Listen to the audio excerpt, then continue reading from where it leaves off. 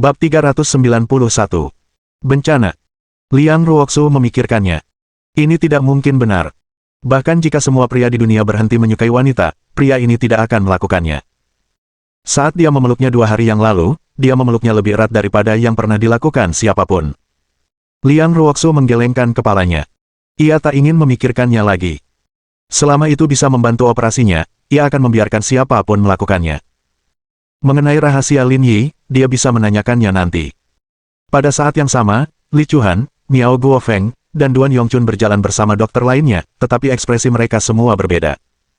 Li Chuan tidak berekspresi. Miao Guofeng mengangguk puas. Duan Yongchun, di sisi lain, memiliki ekspresi dingin di wajahnya. Ayo berangkat. Semuanya sudah siap. Kita bisa mulai operasinya sekarang. Lin Yi mengangguk. Tepat saat ia hendak masuk, Liang Ruoxu meraih tangannya. Saya tahu apa yang saya lakukan dalam hal hidup dan mati. Lin Yi berbalik dan memasuki ruang operasi. Segala sesuatu di sana terasa asing baginya. Namun, dengan bantuan kebijaksanaan orang bijak, dia menguasai setiap alat musik di sini.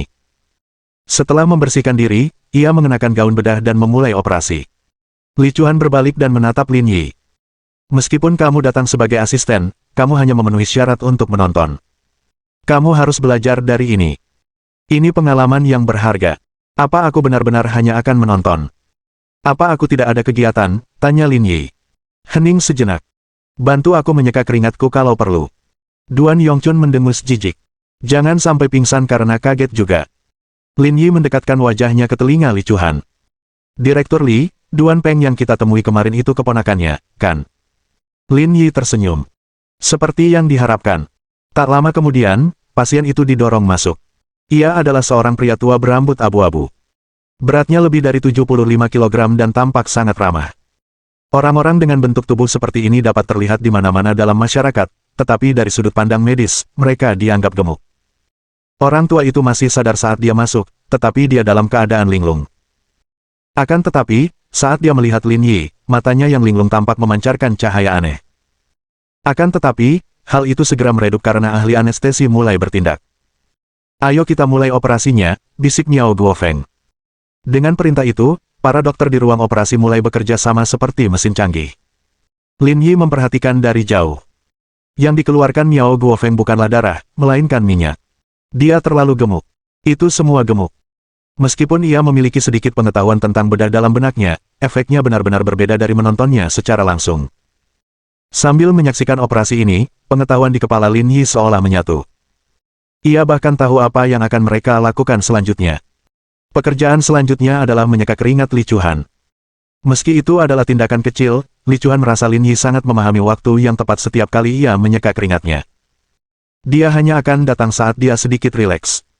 Tampaknya seperti tindakan sederhana, tetapi sulit dilakukan tanpa pengalaman bedah dan klinis selama bertahun-tahun. Mulailah pertukaran pembuluh darah dan mulai alat peredaran darah, kata Miao Guofeng. Pada titik ini, pekerjaan Li Chuan dan Miao Guofeng untuk sementara selesai. Sisanya diserahkan kepada Duan Yongchun. Bagaimana ini bisa terjadi?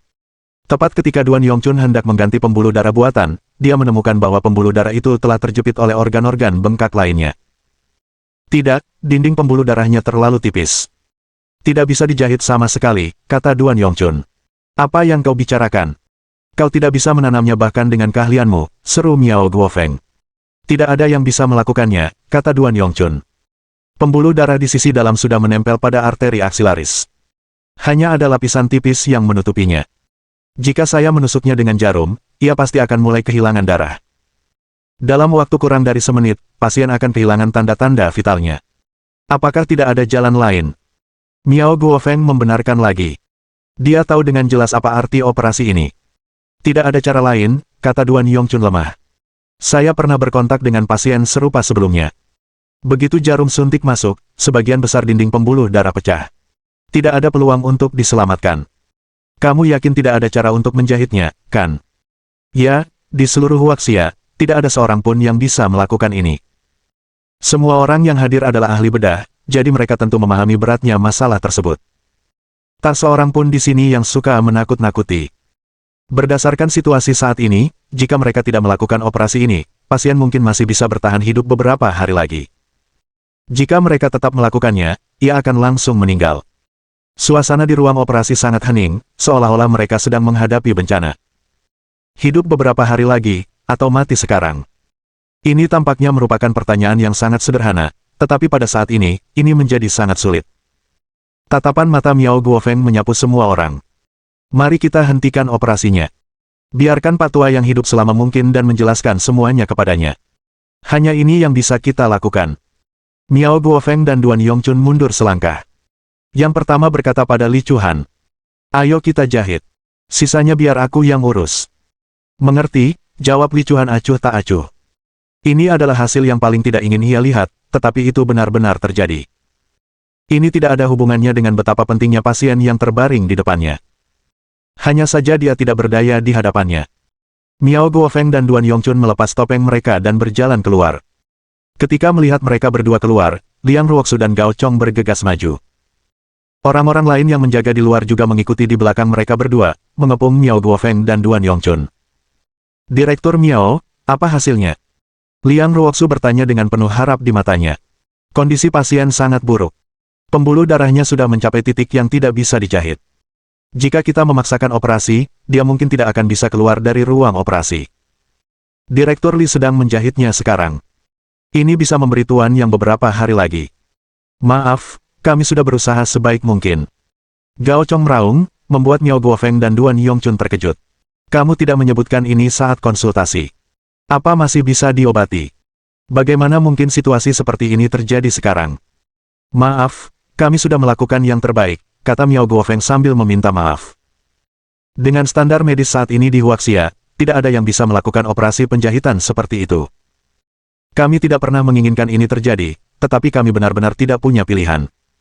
Kondisi tuan yang terlalu serius. Ini sudah di luar imajinasi kami. Saudara Gao, tenanglah. Ini operasi. Apapun bisa terjadi. Gao Chong mengumpat dan bergegas menuju ruang operasi. Saudara Gao, tenanglah. Liang Ruoxu mengejarnya, mencoba menghentikan Yang Agung. Namun, saat Gao Chong mendorong pintu ruang operasi, tiba-tiba dia mendengar teriakan dingin. Keluar. Pasien masih bisa dirawat. Kepala Liang Ruoxu berdengung. Itu suara Lin Yi. Bab 392. Operasi sebenarnya tidak dirancang untuk manusia. Teriakan dingin itu menghentikan Gao Chong dan yang lainnya. Gao Chong dan Liang Ruoxu tanpa sadar saling memandang karena mereka tahu itu adalah suara Lin Yi. Masih ada harapan. Kepala Liang Ruoxu sakit, karena situasi di depannya kacau balau. Tidak perlu diragukan lagi kualifikasi Miao Guofeng dan Duan Yongchun, tetapi keduanya telah menjatuhkan hukuman mati kepada Penatua Yang. Meski begitu, Lin Yi masih mengklaim ada kemungkinan untuk pengobatan. Apakah ini nyata? Liang Ruoxu memegang erat Gao Chong dan berkata dengan serius. Ayo kita pergi dari sini dulu. Kita hanya bisa berharap yang terbaik saat ini. Miao Guofeng dan Duan Yongchun, yang berdiri di luar pintu, kehilangan ketenangan. Mereka tidak tahu apa yang terjadi di dalam, dan mereka tidak tahu mengapa Lin Yi mengatakan sesuatu seperti itu. Apakah benar-benar ada jalannya? Duan Tua, ayo masuk dan lihat, kata Miao Guofeng. Kalian berdua tetap di sini. Tidak ada orang lain yang boleh masuk, kata Gao Chong dingin. Tapi kita, siapa kamu bukan urusanku. Kalau Dr. Lin tidak bilang apa-apa, aku tidak akan mengizinkan siapapun masuk. Kedua dokter itu pun berdiri di pintu, tidak berani mengatakan apapun. Meskipun mereka tidak tahu siapa pria ini, sepertinya mereka tidak mampu memprovokasinya. Sekarang, mereka hanya bisa menunggu dan melihat. Di ruang operasi, mata indah Li Chuhan melirik ke sana kemari. Sejujurnya, ia benar-benar tak bisa memikirkan cara untuk merawat pasien dalam kondisi seperti ini. Aku juga tidak tahu apakah teknikku akan berhasil, tapi aku hanya bisa mencobanya sekarang, kata Lin Yi dengan ekspresi serius. Apa teknikmu? Ceritakan padaku, aku akan mengurus detailnya. Tidak perlu, aku akan melakukannya sendiri. Lin Yi tampak sangat tenang saat ini. Inilah pertama kalinya dia dipenuhi rasa hormat terhadap kehidupan. Keahlianmu dalam menjahit memang luar biasa, tapi dalam hal pembedahan, kau kalah dariku, kata Li Chuhan. Tapi identitas pasiennya tidak biasa. Siapapun yang melakukan operasi harus memikul sebagian besar tanggung jawab. Saya yang akan melakukannya. Jantung Li Chuhan berdebar kencang. Jantungnya yang telah terdiam selama bertahun-tahun, kini berdetak kencang. Saya tidak takut bertanggung jawab. Saya hanya ingin merawat pasien sebaik mungkin. Kalau begitu, aku akan menjadi kepala dokter bedah, kata Lin Yi. Kalau sampai terjadi sesuatu padanya, setidaknya salah satu dari kita akan dipecat. Kau tahu aku seperti apa? Kalau aku harus pergi, aku akan pergi. Tapi kau berbeda. Kau salah satu dokter terbaik di rumah sakit Huasan. Tanpamu, berapa banyak pasien yang akan terpaksa menerima perawatan yang lebih buruk? Sudahkah kau memikirkannya? Li Chuan mendongak ke arah Lin Yi, dan tatapan mereka terkunci di udara. Pada saat itu, Lin Yi melihat keteguhan dan keuletan di matanya yang murni. Itu adalah sejenis keyakinan buta yang dekat dengan penyakit, namun sekokoh gunung. Tidak ada yang bisa kulakukan untuk pasien ini. Karena kau bilang masih ada cara untuk membantunya, aku tidak keberatan menjadi asistenmu. Namun, jika terjadi kecelakaan medis dan kau akhirnya dipecat, aku akan pergi bersamamu, kata Li Chuan serius. Saya kuliah kedokteran karena ingin merawat pasien dalam situasi kritis. Rumah sakit kecil lain mungkin tidak sebaik rumah sakit Huasan, tetapi mereka tetap menjadi tempat saya bisa merawat pasien dan menyelamatkan nyawa. Itu sudah cukup bagi saya. Direktur Li, kalau Anda tidak keberatan, bisakah Anda membantu saya menyeka keringat saya? Meskipun dia mengenakan topeng, dia bisa melihat Li Chuan sedang tersenyum. Tentu. Baiklah, mari kita mulai operasinya sekarang. Alasan mengapa Lin Yi bersikeras menjadi kepala ahli bedah adalah karena dia masih memiliki kartu truf di tangannya. Kartu truf ini adalah kartu keberuntungan yang pernah dihadiahkan sistem kepadanya. Batas waktu kartu keberuntungan itu adalah 5 menit, dan hanya dapat digunakan pada dirinya sendiri. Lin Yi tidak tahu apakah kartu keberuntungan itu bisa digunakan selama operasi ini. Meski begitu, ia hanya bisa mempertaruhkannya saat ini. Dalam pikirannya, Lin Yi membuka antarmuka sistem. Dia menemukan kartu keberuntungan yang telah lama disimpan. Sistem, aktifkan kartu keberuntungan. Kartu keberuntungan telah diaktifkan, batas waktu 5 menit, pukul 5, 4:59, 4:58. Saat kartu keberuntungan itu diaktifkan, Lin Yi berkata, mulailah sirkulasi ekstrakorporeal dan mulai sirkulasi aorta. Dr. Lin, sudah dimulai, kata perawat itu. Perhatikan suplai oksigen darah ke otak. Roger Tat. Jelas tidak mungkin menyelesaikan operasi rumit seperti itu hanya dalam 5 menit. Lin Yi tidak akan mempunyai mimpi yang tidak realistis seperti itu. Namun, selama dia dapat menjahit bagian kecil dinding pembuluh darah yang rapuh itu dalam waktu 5 menit, sisanya akan lebih mudah ditangani. Lin Yi menatap Li Chuan. Pasien ini kelebihan berat badan dan membutuhkan bypass kardiopulmoner 2 arah. Oke, aku akan melakukannya sekarang. Kita juga perlu melakukan disosiasi arteri aksilaris dan brachialis. Tidak masalah. Serahkan saja padaku. Lemak subkutan pasien terlalu tebal. Bantu saya mengontrol dan mengunci pembuluh darahnya nanti. Baiklah, Li Chuan menyetujui dengan cermat. Semua proses selesai dalam waktu 2 menit. Apa yang terjadi selanjutnya adalah langkah yang paling krusial. Karena kartu keberuntungan itu hanya bertahan selama 5 menit, Lin Yi tidak berani membuang waktu sedetik pun. Setelah pembuluh darah terekspos, ia segera memotongnya dan mulai menjahit pembuluh darah buatan. Pada saat ini, hati semua orang berdebar kencang. Direktur Miao baru saja menghentikan operasi karena Direktur Duan tidak dapat menyelesaikan langkah ini. 1 jarum saja bisa menyebabkan sebagian besar pembuluh darah pecah. Bahkan resusitasi pun mustahil dilakukan jika itu terjadi. Berhasil atau tidaknya mereka bergantung pada langkah ini. Dalam beberapa detik berikutnya, Li Chuan dan beberapa asisten perawat melihat pemandangan yang tidak akan pernah mereka lupakan seumur hidup mereka.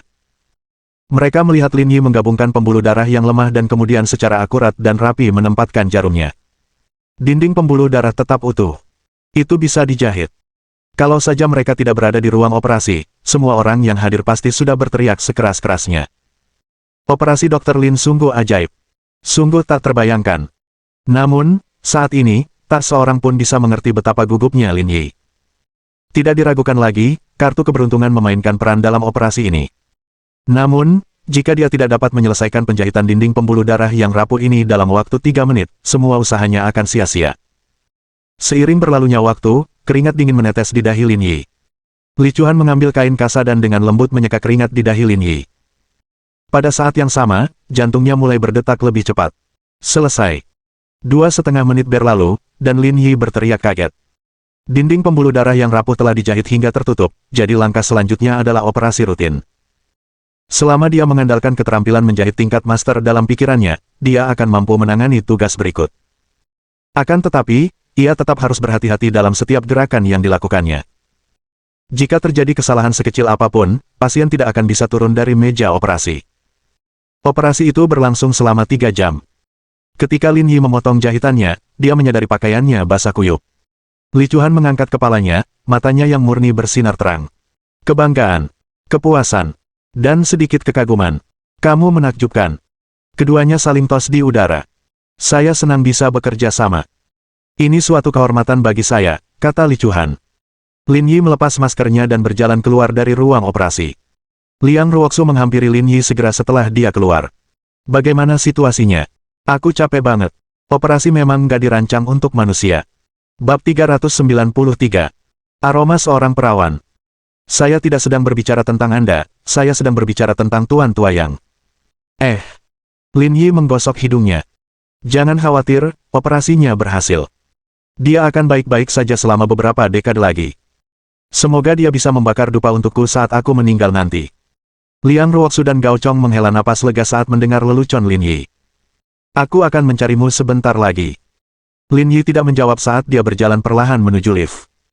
Pada saat yang sama, pintu ruang operasi didorong terbuka, dan Li Chuan beserta beberapa asisten perawat keluar bersama pasien.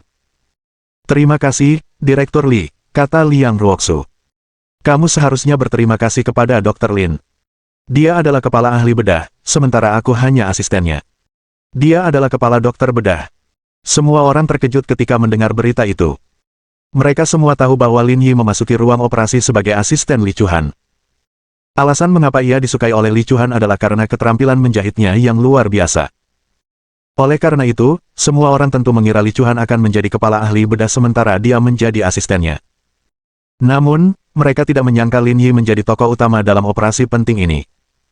Liang Ruoxu mengangkat kepalanya dan melihat lift yang dinaiki Lin Yi sebelum dia pergi. Berapa banyak rahasia yang dimiliki pria ini yang belum diungkapkannya. Li Chuan mengangguk. Karena dinding pembuluh darahnya terlalu tipis, mustahil untuk dijahit. Kami semua tak berdaya. Dr. Lin lah yang menyusun rencana operasi untuk mengatasi masalah ini, jadi beliaulah kepala ahli bedahnya. Mustahil. Duan Yongchun berkata dengan keras, kau lihat sendiri situasinya waktu itu. Dinding pembuluh darahnya terlalu tipis, tidak mungkin dijahit. Jika Li Chuan adalah kepala ahli bedah, Duan Yongchun bisa menerimanya. Keahliannya tak terbantahkan, dan ia masih sulit menerimanya jika Li Chuan mencuri perhatiannya selama operasi.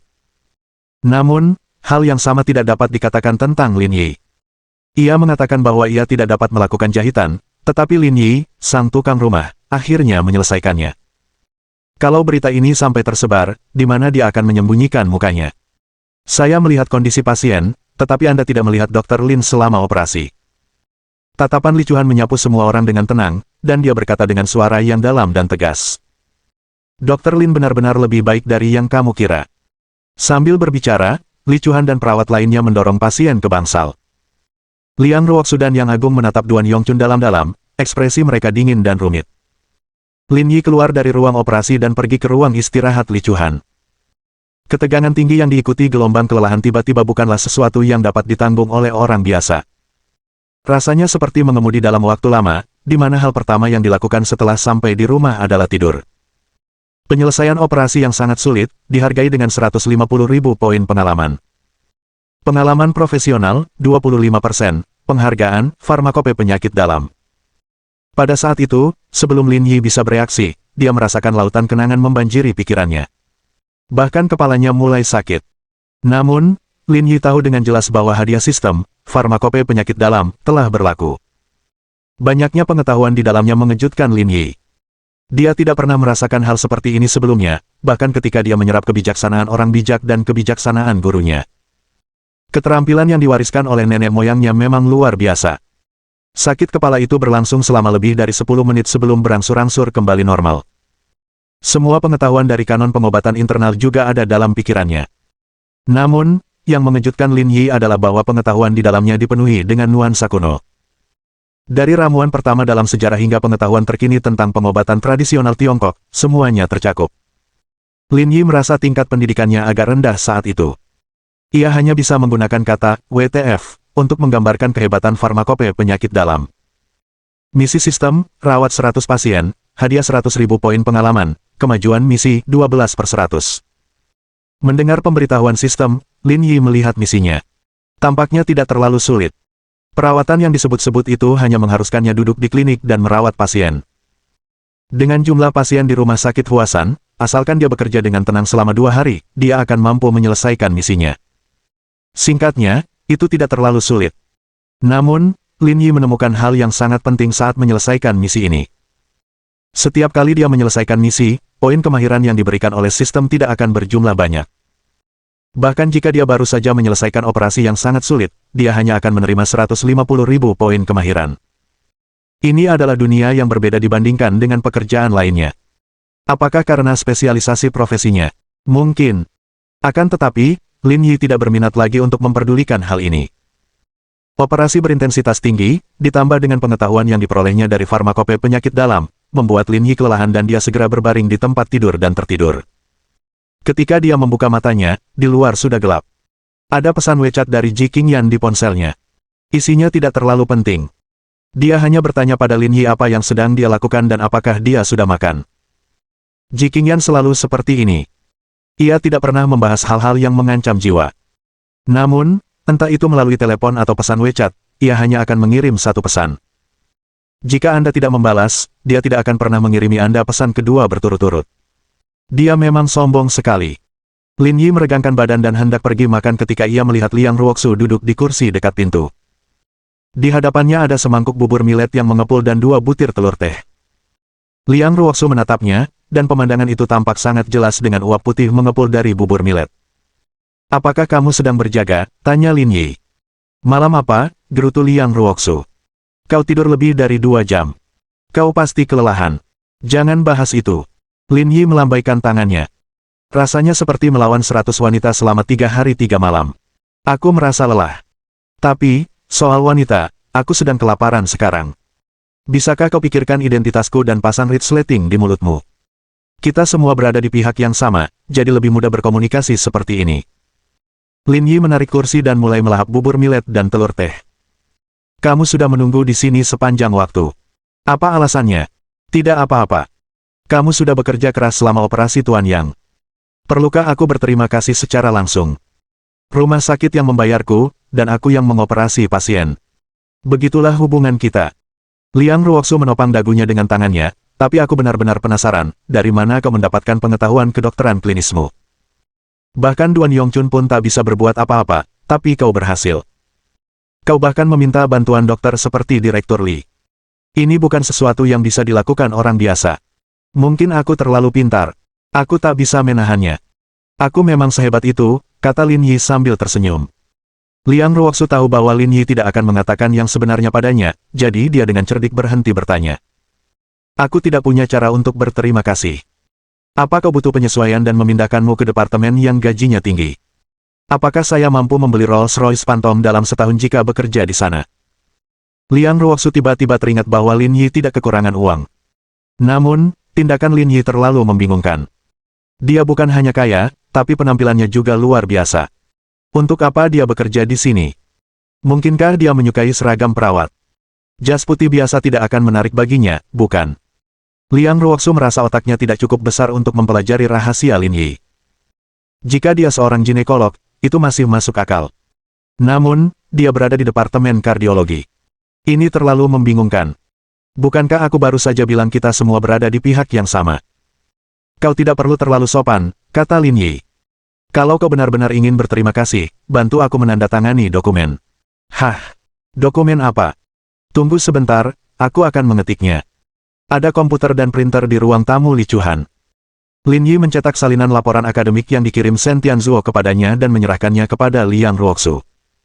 "Cukup tanda tangan di sini di bawah direktur." Liang Ruoxu mengambil laporan itu. "Apakah ini hasil penelitianmu?" "Saya sudah membuat sedikit kemajuan. Direktur Shen telah menyusunnya menjadi sebuah laporan. Tanda tangani di sini." Liang Ruoxu tersenyum. "Kalau aku tanda tangani, aku akan mengambil semua keuntungan dari kalian. Kamu menyerahkan proyek di pinggiran kota kepada Chaoyang Group. Aku tidak bohong kalau bilang kamu akan naik jabatan dalam 2 tahun. Lin Yi tidak membual. Sekalipun tidak ada kemajuan berarti pada mesin litografi dalam kurun waktu 2 tahun, materi panduan saja sudah cukup untuk meninggalkan jejak cemerlang pada resume Liang Ruoxu. Tidak akan ada masalah dalam mempromosikannya dalam hal ini. Jika dia beruntung, dia bahkan mungkin dipindahkan ke kantor pusat. Biar ku konfirmasi lagi. Kau yakin mau memberikan ini gratis? Aku tentara bayaran, aku tidak akan berbasa-basi denganmu. Tentu saja. Apa aku terlihat pelit bagimu? Kalau begitu, aku tidak akan berdiri dalam upacara. Liang Ruoxu menandatangani namanya dan menyerahkan dokumen itu kepada Lin Yi. Baiklah, kamu lanjutkan saja makannya. Aku pulang dulu. Liang Ruoxu menyisir rambutnya dan berkata, hubungi saya jika Anda butuh sesuatu. Saya akan mengurus proyek untuk grup Chaoyang. Liang yang cantik, Liang yang cantik, Liang yang cantik, semoga hidupmu menyenangkan. Pembicaranya sangat lancar. Liang Ruoxu bangkit sambil membawa tasnya dan meninggalkan ruangan. Namun, saat ia berbalik, pria itu kembali menghadap Lin Yi. Sebenarnya, semangkuk bubur millet dan telur teh itu dibeli untukku. Aku cuma makan sedikit. Lin Yi berhenti sejenak. Aku bertanya-tanya apakah ada seorang perawan. Hah. Liang Ruoxu mengerutkan kening. Di sana ada aroma seorang perawan. Bab 394. Kamu telah ditipu. Liang Ruoxu tahu bahwa mulut Lin Yi selalu mengeluarkan omong kosong, jadi dia tidak peduli dengan hal-hal sepele seperti itu. Dia masuk ke mobilnya setelah meninggalkan rumah sakit ketika teleponnya berdering di tasnya. Itu kakeknya yang menelepon. Apakah kamu sudah selesai rapatnya? Saya sudah mengatakan apa yang perlu saya katakan. Saya tidak akan menghadiri sisa rapat, kata kakek Liang Ruoxu. Bagaimana kabar Pak Tua Yang? Apa kata dokter? Dokter bilang dia akan hidup beberapa dekade lagi. Liang Ruoxu mengingat apa yang dikatakan Lin Yi ketika dia keluar dari ruang operasi. Dokter juga bilang Pak Tua Yang akan baik-baik saja meskipun dia meninggal. Dia bahkan bisa membakar dupa untuknya. Lihat apa yang dia katakan. Orang-orang ini semua seusiaku. Sulit untuk mengatakan berapa lama Pak Tua Yang akan hidup setelah operasi. Kakek, kau terlalu berpikiran sempit jika berkata seperti itu. Ada apa? Apa aku berpikiran sempit? Jangan menilaiku dari usiaku. Kau benar-benar tidak bisa dibandingkan denganku. Kamu sudah tua sekali, tapi masih saja membandingkan dirimu dengan cucumu. Bagaimana mungkin kamu begitu tidak tahu malu? Saya harus mengingatkan Anda bahwa saya tidak orang yang bingung. Ya. Tuan Liang adalah pilar negara. Beliau seorang cendekiawan yang tak tertandingi. Tak ada yang bisa menandingi Anda, kata Liang Ruoxu sambil tersenyum. Namun kali ini, yang melakukan operasi pada Tuan Yang adalah seorang dokter muda dan teman saya. Dokter muda? Temanmu, kata kakek Liang Ruoxu, ini terlalu konyol. Teman-temanmu semuanya di Yanjing, dan tidak banyak yang kuliah kedokteran. Tidak bisakah mereka menjadi salah satu teman baruku di Zonghai? Sudah berapa lama kau di Zonghai? Satu-satunya orang yang kudengar kau sebut-sebut adalah anak yang sedang membuat mesin fotolitografi itu. Apa yang terjadi? Apa dia pergi untuk mengoperasi yang tua? Ya. Meskipun hanya ada perbedaan tanda baca, makna yang diungkapkan sangat berbeda. Ulangi lagi. Siapa yang mengoperasi yang tua? Teman sayalah yang sedang merakit mesin fotolitografi. Dialah yang mengoperasi yang tua. Omong kosong apa yang kau bicarakan? Seorang pengembang mesin fotolitografi adalah kepala ahli bedah untuk Pak Tua Yang. Memang benar. Saat itu, para dokter di rumah sakit Huasan tidak berdaya. Lalu, dia berusaha sekuat tenaga dan berhasil. Selama 20 menit berikutnya, Liang Ruoxu menceritakan seluruh kejadian itu kepada kakeknya. Kakek Liang Ruoxu tercengang ketika mendengarnya. Rasanya seperti cerita fantasi. Aku tahu kamu tidak bisa menerima ini. Sejujurnya, aku sendiri juga belum menerimanya. Siapa anak ini? Di mana dia dibesarkan? Mungkin dia disebut jenius, kata Liang Ruoxu. Apakah anak ini tampan? Dia cukup tampan. Ayo, dia pasti tampan sekali kalau bisa membuat cucu perempuanku yang berharga mengucapkan kata-kata sederhana ini, kata kakek Liang Ruoxu dengan gembira. Dia juga ahli dalam keterampilan medis dan microchip. Nenekmu suka pria yang pintar dan tampan. Sudah kubilang berkali-kali kalau aku belum ada rencana menikah untuk saat ini. Kalau kamu terus membahas ini, aku tutup teleponnya. Gadis kecil, kau sudah sangat tua. Kenapa kau tidak memikirkan hal-hal serius seperti itu sama sekali? Apa pekerjaan begitu penting bagimu?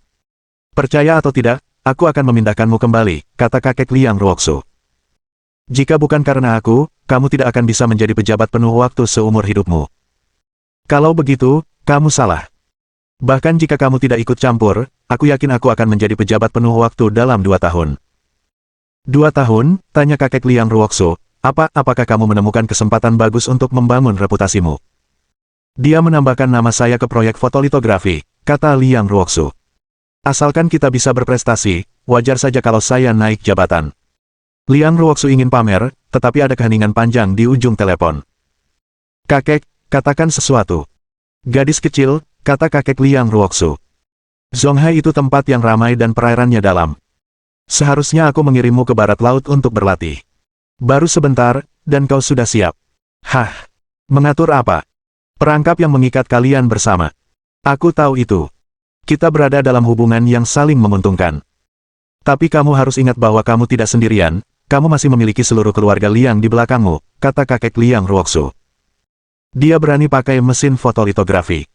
Dia sama sekali nggak peduli sama identitas kecilmu. Yang mau dia ikat bukan kamu, tapi keluarga Liang di belakangmu. Liang Ruoxu terdiam. Tapi aku tidak mengungkapkan latar belakang keluarga kita. Perlukah mengungkapkan ini? Dengan sistem seperti ini, bisa bekerja di kota seperti Zonghai saja sudah cukup untuk menunjukkan segalanya, kata kakek Liang Ruoxu. Wawasan orang ini luar biasa, dan dia juga sangat cerdik. Jika dia salah bertaruh, dia tidak akan rugi sama sekali. Namun, jika itu taruhan yang tepat, bayangkan betapa mudahnya baginya. Tak diragukan lagi, dia bertaruh dengan tepat. Tapi menurutku tidak ada yang perlu dikhawatirkan, kata Liang Ruoxu. Jika dia benar-benar menciptakan mesin fotolitografi, keluarga Liang juga akan diuntungkan. Sekalipun kita gagal mengembangkannya, kita tidak akan kehilangannya. Kenapa harus khawatir? Gadis kecil, kamu terlalu naif. Apa salahku, kata Liang Ruoxu dengan enggan. Jika situasinya berkembang seperti yang Anda katakan, ini memang situasi yang saling menguntungkan. Tapi coba pikirkan, di seluruh Huaxia, berapa banyak orang yang bisa berhasil membangun kerajaan bisnis? Siapa yang tidak punya nama baik? Meski begitu, mengapa selalu damai? Bukankah karena ada orang yang melindungi mereka? Jika suatu hari dia menjadi sasaran, karena tindakanmu hari ini, bahkan jika keluarga Liang mencoba menyembunyikan diri, kita akan terlibat, mengerti? Liang Ruoxu salah. Orang ini memang pencuri. Bukankah itu bagus? Kakek Liang Ruoxu tersenyum dan berkata, dia memiliki kebijaksanaan yang luar biasa, jauh lebih baik daripada anak itu, Zhao Mo. Jangan bicara tentang dia, kata Liang Ruoxu. Aku masih ada urusan, jadi aku tidak akan bicara denganmu untuk saat ini. Liang Ruoxu segera menutup telepon, merasakan kekalahan yang amat dalam. Mengapa dia tidak memikirkan hal ini? Orang ini benar-benar tahu cara menipu orang. Liang Ruoxu menghela napas, menenangkan diri, lalu melaju pergi. Lin Yi akhirnya bangun, berganti pakaian, dan pulang ke rumah. Tidak perlu baginya untuk tinggal di rumah sakit dengan bos seperti Li Chuhan yang menjaganya. Tidak perlu baginya untuk tinggal di rumah sakit dengan keterampilan klinisnya. Dia berjalan ke mobil dan mendapati bahwa kendaraan dengan plat nomor militer sudah pergi. Hanya Civic Type R berlabel merah yang terparkir diam-diam di sana. Saat Lin Yi hendak pergi, dia terkejut melihat Li Chuhan berjalan ke arahnya. Dia telah melepas mantel putihnya. Pakaian Li Chuhan terasa lembut. Atasan berbahan tules sutra berwarna kuning muda, dipadukan dengan celana panjang lebar berwarna abu-abu muda, memberinya kesan seorang wanita pekerja. Apa yang terjadi selanjutnya mengejutkan Lin Yi. Dia melihat Li Chuhan mengeluarkan kunci mobil dari tasnya dan menyalakan Civic Type R di sampingnya. Apakah mobil ini milikmu? Tanya Lin Yi. Ya, kata Li Chuhan sambil tersenyum. Aku tidak punya banyak hobi, jadi aku sesekali ikut balapan beberapa putaran. Mulut Lin Yi berkedut. Seperti yang diduga, seorang pembangkang seperti Li Chuhan menyukai hal yang berbeda dari orang lain. Apakah kamu akan pulang? Apakah kamu meninggalkan pasien sendirian? Tanya Lin Yi. Direktur Miao melihat saya terlalu lelah, jadi dia menyuruh saya kembali dan beristirahat. Dia akan berjaga malam ini. Lin Yi tersenyum, lalu berpikir, orang tua ini licik sekali. Bagi seorang pasien, selain operasi itu sendiri, hari pertama operasi adalah periode terpenting. Jika dia menyuruh Li Chuhan pergi, dia bisa mengambil sedikit keuntungan. Petik 1. Akan tetapi, orang seperti Li Chuhan yang bersikap acuh tak acuh tidak akan peduli dengan hal-hal ini. Sudah makan malam. Mau ikut? Aku akan mentraktirmu, tanya Li Chuhan. Tentu. Aku belum sempat mengisinya tadi. Kalau begitu, mari kita makan malam bersama. Direktur Li. Setelah makan malam, saat mereka berdua hendak pergi, mereka tiba-tiba mendengar seseorang berbicara dan menyadari bahwa Duan Peng lah yang berlari mendekat. Di sampingnya ada rekan pria lain. Dilihat dari pakaiannya, sepertinya dia berasal dari keluarga terhormat. Nama pria itu Sun Tianheng, putra sekretaris rumah sakit. Akhirnya aku berhasil menyusulmu, kata Duan Peng terengah-engah sambil berlari kecil menghampiri. Direktur Duan, apakah ada yang Anda butuhkan dari saya? Saya baru saja bergabung dengan klub Supercar dan ada acara malam ini. Kebetulan Anda juga tertarik dengan hal-hal seperti itu, jadi saya pikir saya akan mengundang Anda. Bab 395. Wanita kesepian. Saya benar-benar minta maaf, tapi saya punya janji dengan Dr. Lin. Duan Peng melirik Lin Yi dengan sedikit rasa dingin di matanya, tetapi dia masih berbicara sopan kepada Li Chuhan. Makanan bisa dimakan kapan saja, tapi kalau kamu melewatkan kompetisi klub, siapa tahu kapan kamu bisa melihatnya lagi. Tapi saya sudah membuat janji dengan Dr. Lin sebelumnya, jadi saya tidak bisa pergi. Direktur Li, izinkan saya memberitahu Anda sesuatu. Kompetisi hari ini adalah antara 4 tuan muda Zonghai. Anda hanya punya satu kesempatan untuk menonton ini, jadi Anda harus mempertimbangkannya dengan cermat. 4 tuan muda Zonghai, gumam Lin Yi. Ia hanya pernah mendengar tentang 4 tuan muda kota Jing sebelumnya, tetapi ini pertama kalinya ia mendengar tentang 4 tuan muda Zonghai. Haha, orang sepertimu yang memiliki sari mungkin tidak tahu siapa 4 penguasa Zonghai, kata Duan Peng dingin. Biarkan aku mengajarimu. Di antara 4 tuan muda Zonghai, yang pertama adalah Kaisar Zonghai, Qin Han, diikuti oleh Zhao Zhengyang, yang kekayaannya tidak kalah darinya. 2 sisanya adalah Fan Qinan dan Wu Qingyu. Keempatnya adalah anak-anak orang kaya generasi kedua Zonghai. Begitu, kata Lin Yi sambil tersenyum. Aku tidak akan tahu kalau kamu tidak memberitahuku. Kamu hanya seorang dokter kecil, jadi apa yang kamu ketahui?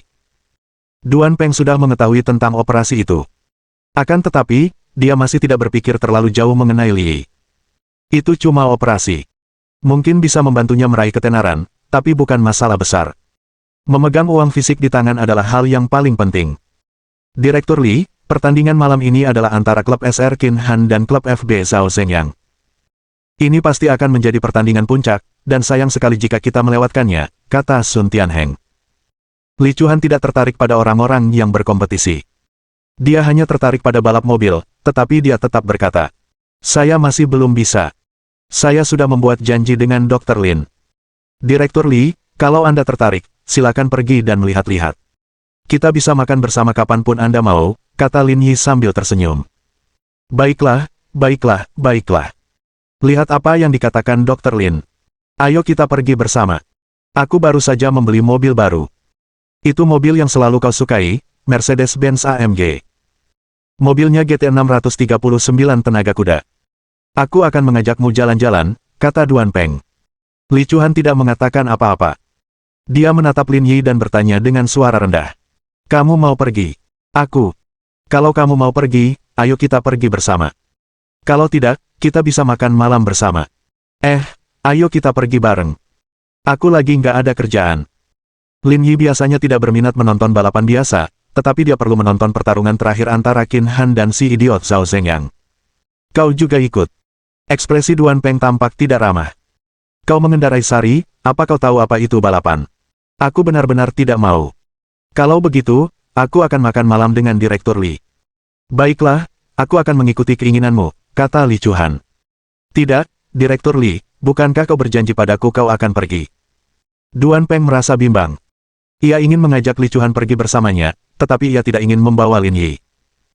Tapi aku sudah membuat janji dengan Dr. Lin dulu. Aku akan pergi kemanapun dia pergi. Duan tua, jangan khawatir. Ayo kita pergi bersama. Lagi pula dia tidak tahu apa-apa. Anggap saja dia seperti orang tak terlihat, kata Sun Tianheng. Duan Peng menatap Lin Yi dengan jijik. Kalau begitu, ayo kita pergi bersama.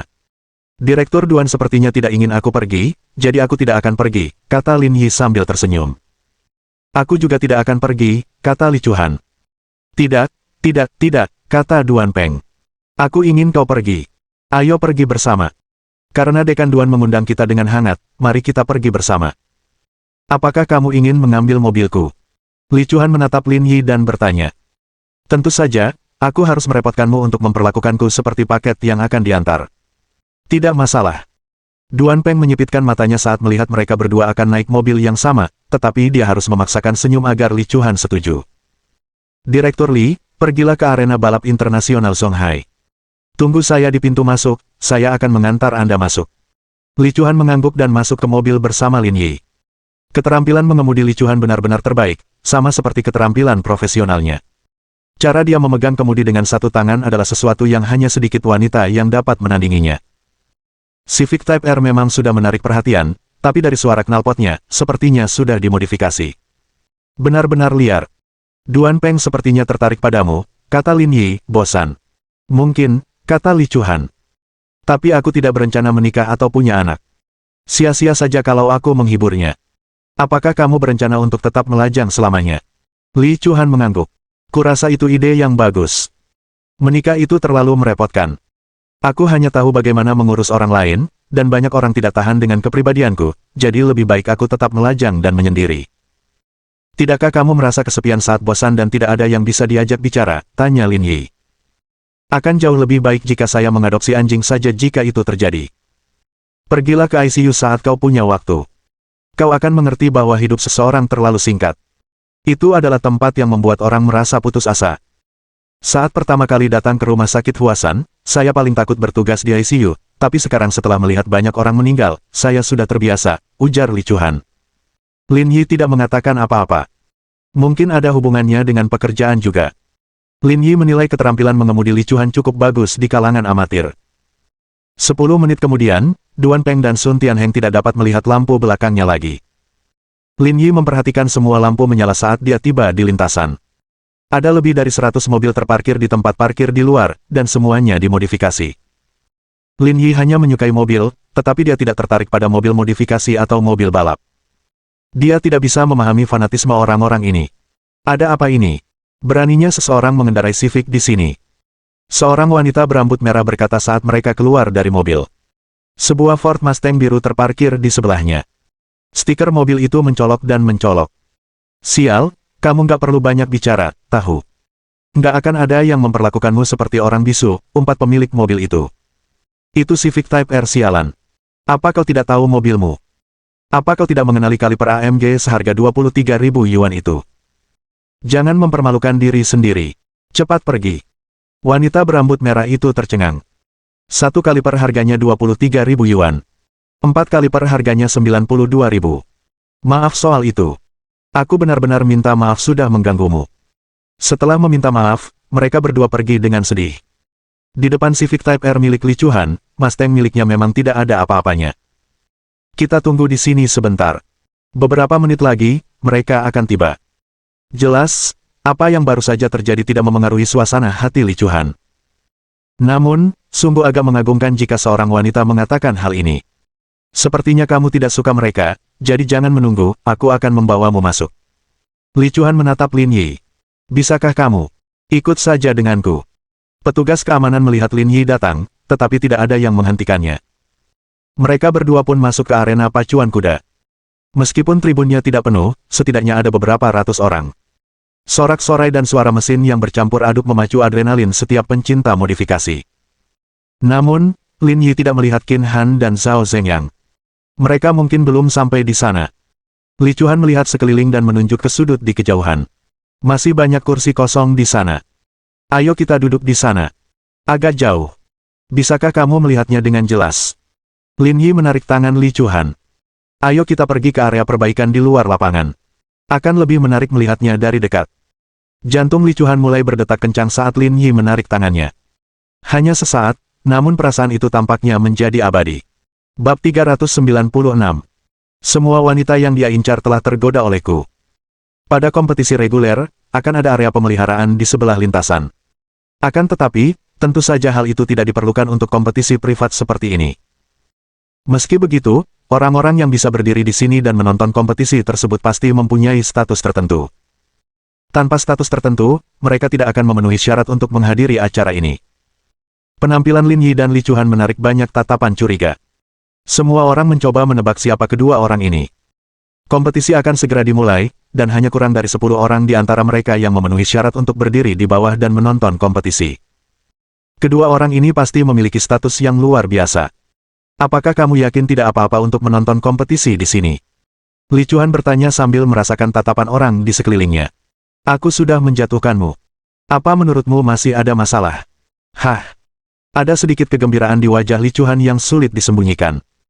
Dia biasanya datang untuk menonton kompetisi serupa, tetapi dia selalu duduk di sudut atau area yang tidak mencolok. Ini adalah pertama kalinya dia begitu dekat dengan lintasan. Dering, dering, dering. Saat itu, ponsel Li Chuhan berdering, ternyata panggilan dari Duan Peng. Direktur Li, Anda di mana? Saya melihat mobil Anda di luar, tapi saya tidak melihat kalian. Dr. Lin dan saya sudah datang, kami berada di area pemeliharaan di area A. Ah, kenapa kamu di bawah sana? Duan Peng terkejut. Hanya mereka yang menerima undangan dari 4 tuan muda Zonghai yang berhak menonton dari bawah. Sisanya harus pergi ke tribun. Cepat, atau kalian akan dikeluarkan. Tapi Dr. Lin bilang kita bisa menonton dari sini. Saya terkesan. Dia mengendarai sari yang rusak. Kenapa kamu percaya begitu saja, kata Duan Peng bersemangat. Tunggu aku di sini. Aku dan Sun Tua akan pergi sekarang. Li Chuhan menutup telepon tanpa ekspresi. Apa yang dia katakan, tanya Lin Yi. Dia bilang kita tidak bisa menonton dari sini. Dia ingin kita kembali ke tribun. Kamu percaya dia atau aku? Aku percaya padamu. Benar sekali. Keduanya duduk di kursi mereka, menunggu perlombaan dimulai. Beberapa menit kemudian, Duan Peng dan Sun Tianheng bergegas masuk dari luar, mengunci Lin Yi dan Li Chuhan. Direktur Li, ayo kita naik. Ini bukan tempat yang cocok untuk kita berlama-lama, kata Duan Peng gugup. Meskipun dia menghasilkan banyak uang melalui pekerjaannya, dia tidak ada apa-apanya dibandingkan dengan orang-orang yang duduk di bawahnya. Dia bahkan tidak bisa dibandingkan dengan banyak orang di tribun. Meski begitu, mereka masih duduk di tribun. Apa haknya duduk di bawah? Sutradara Lin bilang tidak apa-apa. Saya juga ingin menonton dari sini, kata Li Chuhan. Kenapa kau mendengarkannya, kata Duan Peng. Dia cuma amatir, dia sama sekali tidak tahu aturan di sini. Kalau keempat tuan muda Zonghai datang, dia pasti akan mengirim seseorang untuk membersihkan tempat ini. Suasananya pasti canggung kalau sampai terjadi begitu. Saya percaya padanya. Duan Peng memegang keningnya, tak dapat berkata apa-apa. Dr. Lin, bisakah kau berhenti berbohong? Kau pikir kau siapa? Kalau kau tidak tahu, jangan asal memerintah orang. Apa kau mau melihat Direktur Li dipermalukan? Aku di sini cuma mau nonton pertandingan. Kurasa ini nggak perlu dipermalukan, kata Lin Yi sambil tersenyum. Dan aku bisa lihat semuanya dengan jelas dari sini. Nggak masuk akal nonton pertandingan dari atas. Kalau begitu, buka matamu lebar-lebar dan lihat baik-baik. Duan Peng menunjuk ke arah orang-orang di bawah tribun. Siapapun yang bisa berdiri di bawah tribun penonton nilainya lebih dari 1 miliar. Sarimu yang payah itu bahkan tidak semahal salah satu ban mereka. Apa hakmu berdiri di samping mereka? Kau bodoh, tapi bisakah kau tidak membawa Direktur Li turun bersamamu? Masalah ini urusan kita berdua. Kau tak perlu khawatir, kata Lin Yi. Kalau kau takut kehilangan muka, pergilah ke tribun penonton. Jangan khawatirkan kami. Duan Peng dan Sun Tianheng saling berpandangan. Mereka tidak punya pilihan saat itu. Duan Peng tidak ingin berpisah dari Li Chuhan, tetapi jika dia tetap di sini, dia pasti akan diusir. Lagi pula, dia punya banyak teman di sini. Kalau mereka melihatnya di sini, di mana dia akan menyembunyikan wajahnya? Ledakan, ledakan, ledakan. Pada saat itu, gemuruh menggetarkan jantung. Lin Yi dan yang lainnya mendongak dan melihat lebih dari selusin mobil sport melaju kencang. Di depan ada Aston Martin 177, diikuti Lamborghini Veneno dan Aston Martin Lagonda. Sisanya adalah Ferrari dan Acura. Ketika mereka melihat mobil-mobil ini masuk, stadion dipenuhi dengan sorak-sorai yang tak henti-hentinya. Aston Martin 177 itu mobilnya Zhao Zhengyang. Keren banget. Kabarnya mobil ini harganya lebih dari 40 juta yuan. Cuma ada 2 di Tiongkok. Satu ada di Yanjing, dan satunya lagi di tangan Zhao Zhengyang. Saya pernah mendengar nama tuan muda Zhao sebelumnya. Akhirnya saya bisa bertemu langsung dengannya hari ini. Pemandangan lebih dari selusin mobil super melaju ke arena tidak akan terbayangkan jika dia tidak melihatnya dengan mata kepalanya sendiri. Lin Yi tersenyum. Si idiot Zhao Zhengyang itu memang keren banget kalau soal akting. Mobil yang hendak memasuki arena berhenti di depan Lin Yi. Jantung Duan Peng dan Sun Tianheng berdebar kencang. Ada apa? Kenapa mobil tuan muda Zhao berhenti di depan kita? Dia tidak mengusir kita, kan? Tanya Sun Tianheng. Itu mungkin saja terjadi. Setelah mobil berhenti, pintu mobil mewah itu terbuka satu persatu. Zhao Zhengyang mengenakan pakaian kasual, rambutnya disisir ke belakang, dan berjalan di depan Lin Yi.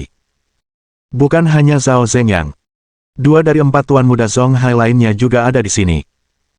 Lin Yi dapat menebak bahwa dua orang yang berdiri di belakang Zhao Zhengyang adalah Fan Qinan dan Wu Qingyu, tetapi dia tidak dapat mengetahui siapa adalah siapa. Keduanya sama-sama jelek. Yo, bukannya ini Lin. Dia bawa cewek baru buat nonton balapan. Cara dia menyapa Lin Yi membuat semua orang bingung. Bahkan Li Chuhan yang acuh tak acuh pun terkejut. Mengapa Zhao Zhengyang menelepon Lin Yi? Lin?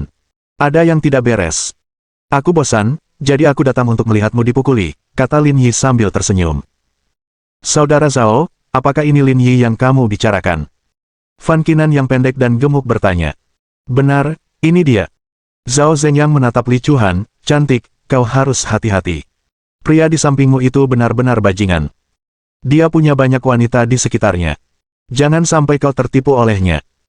Lin Yi memeluk Li Chuhan dan berkata sambil tersenyum. Tahukah kamu hal terbaik tentang menjadi tampan? Apa itu? Mereka bersedia mengikutiku meskipun mereka tahu aku bajingan. Lin Yi menatap Li Chuhan. Tidakkah kau berpikir begitu? Li Chuhan tampak gugup. Ia tak pernah menyangka suatu hari nanti ia akan dipeluk oleh pria seperti ini. Melihat Li Chuhan tidak mengatakan apa-apa dan wajahnya masih merah, ekspresi Zhao Zhengyang menjadi sedikit canggung. Kau pikir kau hebat hanya karena tampan? Apa gunanya semua itu? Geram Fan Qinan. Tidakkah kamu tahu betapa hebatnya menjadi tampan? Kata Lin Yi. Tanya saja pada Zhao Zhengyang kalau kau tidak percaya. Semua wanita yang ia incar akhirnya jatuh padaku. Bab 397. Membahas masalah wilayah dengan Lin Yi. Siapa anak ini? Siapa yang pandai menyombongkan diri? Tuan muda Zhao kaya dan tampan. Bagaimana mungkin wanita yang disukainya jatuh ke pelukan orang lain? Dia jelas-jelas sedang membual. Tunggu saja. Tuan muda Zhao akan segera membalas. Semua mata tertuju pada Zhao Zhengyang. Mereka berharap dia akan melawan. Waktu berlalu dengan lambat. Setelah 10 detik, semua orang terkejut mendapati Zhao Zhengyang bahkan tidak mengucapkan sepatah kata pun. Tidak mungkin, Tuan muda Zhao tidak berbicara. Mungkinkah wanita yang diincar Tuan muda Zhao benar-benar tergoda oleh pria itu? Sungguh menakjubkan. Percuma saja kau mencoba bersaing di sini, tegur Zhao Zhengyang. Kusarankan kau berdoa untuk dirimu sendiri. Kau tidak hanya menghajar Zhang Hao, tapi juga merebut wilayah Wang Maxi. Sebaiknya kau berhati-hati. Lin Yi mengangkat bahu. Sebaiknya kau suruh dia cepat, kalau tidak aku tidak akan berminat bermain dengannya lagi. Jangan khawatir, acaranya baru saja dimulai. Ayo main pelan-pelan. Ledakan-ledakan-ledakan. Suara ledakan terdengar sekali lagi, dan selusin mobil super melaju masuk dari pintu masuk lain. Lin Yi sedikit terkejut ketika melihat likan merah di depan. Bukankah itu mobilnya? Lin Yi memikirkannya sejenak. Mereka mungkin mengambilnya pada hari Qin Han dan yang lainnya tidur di rumahnya, lalu pergi setelah mereka bangun. Tuan muda Qin ada di sini bersama klubsernya. Keren banget. Itu likan. Harga likan di dalam negeri lebih dari 60 juta, dan harganya 20 juta lebih mahal daripada Wan 77. Orang kaya memang beda banget. Jangan bicara yang lain, harga saja sudah cukup bagi klub SR untuk menang. Sama seperti Zhao Zhengyang, Qin Han dan yang lainnya mengendarai mobil mereka dan berhenti di depannya ketika mereka melihat Lin Yi. Lin tua, kau di sini. Qin Han tertawa saat melihat Lin Yi. Temanku tertarik, jadi aku membawanya ke sini untuk melihatnya. Tatapan Qin Han jatuh pada Li Chuhan. Dinginnya tatapan itu mengingatkan Qin Han pada Liu Yifei. Lin tua, kau memang hebat. Wanita macam apa dia? Bahkan dia pun tak bisa lepas dari genggamanmu. Aku terkesan. Duan Peng dan Sun Tianheng saling berpandangan saat melihat Qin Han dan Lin Yi bersikap begitu dekat satu sama lain. Dari mana Lin Yi berasal? Mengapa dia memiliki latar belakang yang begitu kuat? Apakah dia memiliki kemampuan untuk bertarung dengan orang seperti itu? Qin tua, kita di sini hari ini untuk bertanding, bukan untuk mengenang, kata Zhao Zhengyang. Baiklah, karena semua orang sudah di sini, mari kita mulai.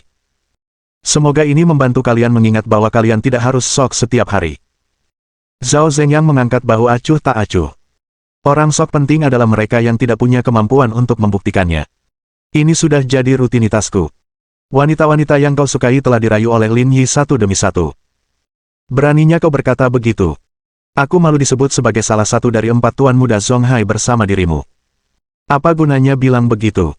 Lagi pula, kamu tetap harus mengandalkan kekuatanmu sendiri. Perempuan cuma pelengkap. Aku nggak peduli. Mengandalkan kekuatanmu sendiri.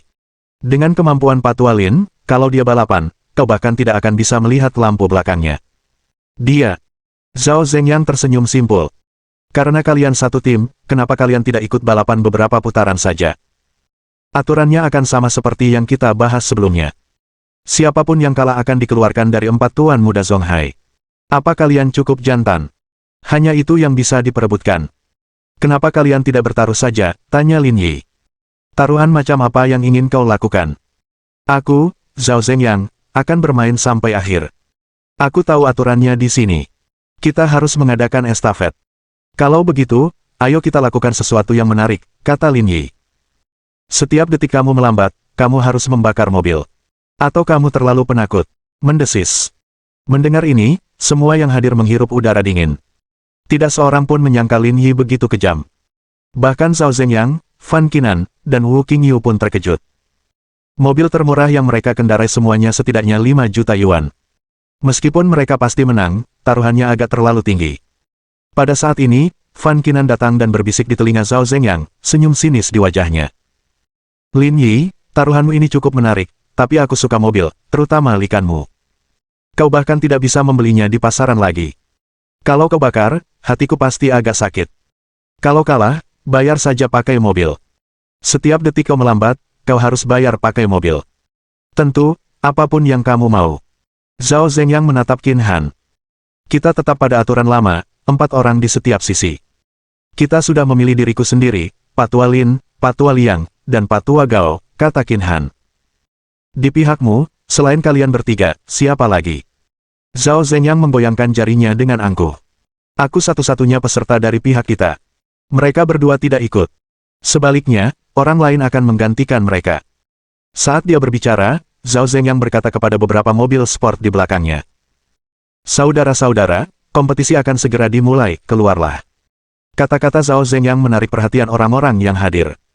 Tatapan semua orang tertuju pada beberapa mobil super di belakang mereka. Mereka melihat 3 pria berusia 30-an keluar dari mobil. Mengapa ketiga orang ini terlihat agak familiar? Aku tahu siapa mereka, seru seseorang. Yang berambut panjang itu runner-up kejuaraan rally dunia WRC, Geli. Yang berambut pendek itu runner-up keempat, Wang Xiaojun. Sisanya juara kejuaraan WTCC, Huang Wanqi. Mereka semua ahli. Setelah mengetahui identitas ketiga pria itu, suara terkesiap di arena terdengar satu demi satu. Orang-orang ini dulu ikut kompetisi internasional, dan bahkan mendapat peringkat yang sangat bagus. Di seluruh negeri, mereka semua adalah pembalap papan atas. Mereka yang ikut kompetisi amatir itu sama saja dengan mahasiswa terkenal yang ikut mengerjakan soal matematika di taman kanak-kanak. Meskipun Qin Han bukan seorang profesional di komunitas modifikasi mobil, sebagai seorang penggemar, ia pernah mendengar sekilas tentang orang-orang ini sebelumnya. Tidak diragukan lagi mereka semua profesional, dan keterampilan mereka pun tidak buruk. Dibandingkan dengan mereka, pihaknya jauh lebih rendah. Hanya Lin Yi yang mampu menunjukkan keahliannya, sedangkan yang lain sama saja seperti sudah mati. Dari mana semua orang ini berasal? Lihat cara mereka berjalan, mereka semua sok keren. Mereka semua adalah pembalap papan atas di lingkaran ini, terutama Geli dan Huang Wanqi. Mereka seharusnya menjadi tokoh terbaik di negara ini, dan mereka memang sangat kuat, kata Li Chuhan. Lin Yi terkejut. Kau kenal mereka? Saya biasanya menonton balapan seperti ini, jadi saya ingat nama-namanya, kata Li Chuhan. Kalau mau menang, kita harus memanfaatkan ketidakakraban mereka dengan trek dan mobil. Cuma itu yang bisa kita manfaatkan. Qin Han menatap Zhao Zhengyang dengan ekspresi jelek. Kau benar-benar menjijikkan. Kau tahu kau tak bisa mengalahkan kami, jadi kau memainkan permainan ini. Qin Han, aku tidak ingin mendengarmu berkata begitu. Mereka bertiga baru saja pensiun, dan aku sudah merekrut mereka ke dalam klub. Mereka sekarang resmi menjadi anggota klub kita. Kenapa aku tidak bisa membawa mereka ke sini untuk bertanding? Apa kau takut? Zhao Zhengyang memasang ekspresi kemenangan di wajahnya. Kalau kamu takut, bilang saja. Itu akan menghemat banyak waktu kita. Berikan saja mobilnya. Takut banget. Aku belum pernah takut sama siapapun seumur hidupku. Karena kamu tidak takut mati, mari kita mulai balapannya. Zhao Zhengyang menatap Lin Yi dan berkata. Tapi ada sesuatu yang harus kukatakan padamu. Tempatmu berada adalah area tontonan klub FB. Kalau istrimu ingin menonton balapan, silakan suruh dia ke sisi yang lain. Kami tidak menerima dia di sini. Bodoh, seluruh arena pacuan kuda ini milikku. Apa kau sudah gila? Beraninya kau membahas masalah wilayah denganku. Bab 398. Merusak kariermu. Dengan kata lain, Zonghai International Ratchet Track memang miliknya. Saat memikirkan hal ini, Zhao Zhengyang merasa seperti akan menjadi gila. Mengapa setiap kali dia melihat orang ini, dialah yang akhirnya menderita? Brengsek. Duan Peng dan Sun Tianheng tercengang. Mereka hampir mengompol karena ketakutan. Siapakah Dr. Lin? Dia benar-benar memiliki arena pacuan kuda. Zhao Zhengyang, dengarkan kami. Jangan sok kuat di depan saudara Lin lagi. Kau benar-benar bukan tandingannya. Liang Jinming dan Gao Zongyuan tak kuasa menahan tawa. Terus kenapa? Akhir ceritanya sudah diputuskan. Kalian tinggal bersiap-siap untuk menyerahkan mobilnya kepada kami. Baiklah, abaikan dia dan pelajari taktik kita dulu. Qin Han membawanya ke samping dan menatap Lin Yi. Lin tua, kau yang terbaik di antara kami. Berikan kami ide-idemu. Lin Yi mengangkat kepalanya dan menatap Liang Jinming dan Gao Zongyuan. Siapa di antara kalian yang lebih baik? Gao tua lebih baik dariku, kata Liang Jinming. Pak Liang, maafkan saya. Biar teman saya saja yang naik dan bertanding. Tidak masalah, kata-kata saudara Lin adalah hukum. Li Chuan menatap Lin Yi dengan heran. Kau ingin aku ikut balapan? Bukankah ini hobimu? Kamu sudah di sini, jadi wajar saja kalau kamu harus ikut dan lari beberapa putaran. Itu terlalu banyak tanggung jawab, aku tidak bisa dibandingkan dengan level mereka. Performa Civic Type R Anda tidak lebih buruk dari mobil sport ini. Percaya diri, Anda akan baik-baik saja. Kau benar-benar percaya padaku, tanya Li Chuan. Aku percaya. Lin Yi menatap mata Li Chuan. Aku percaya padamu. Baiklah, baiklah. Berhentilah menggoda satu sama lain, kata Qin Han. Aku akan pesan hotel untuk kalian ngobrol setelah kompetisi. Kita perlu bahas rencana kita sekarang. Kehilangan mobil boleh saja, tapi aku tak sanggup kehilangan muka. Tidak ada yang perlu dibicarakan. Pembalap pertama di pihak mereka pasti Zhao Zhengyang, jadi di pihak kita, Qin Tua akan menjadi pembalap pertama, Gao Tua akan menjadi pembalap kedua, dan Direktur Li akan menjadi pembalap ketiga. Jangan gugup, lakukan yang terbaik. Serahkan saja padaku untuk bagian terakhir, aku pasti akan membantu kalian mengejar. Lin Tua, apakah kamu yakin? Lin Yi menatap Zhao Zhengyang sambil tersenyum.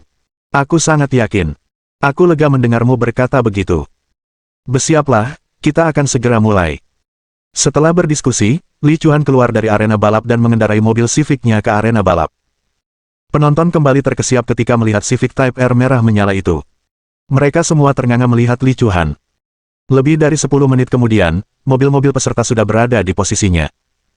Qin Han dan Zhao Zhengyang, yang melakukan sprint pertama, memacu mobil mereka ke lintasan. Keduanya saling memandang dengan ekspresi serius. Tak satu pun dari mereka takut satu sama lain. Pada saat yang sama, si cantik berambut panjang berbikini berjalan ke tengah dua mobil dan melambaikan bendera komando di tangannya. 3, 2, 1, mulai. Atas perintah tersebut, McLaren P1 milik Qin Han dan Wan 77 milik Zhao Zhengyang mulai melaju pada saat yang sama. Meskipun P1 sedikit lebih murah, ia lebih baik dalam hal modifikasi, dan kinerja tidak kalah dengan Wan 77.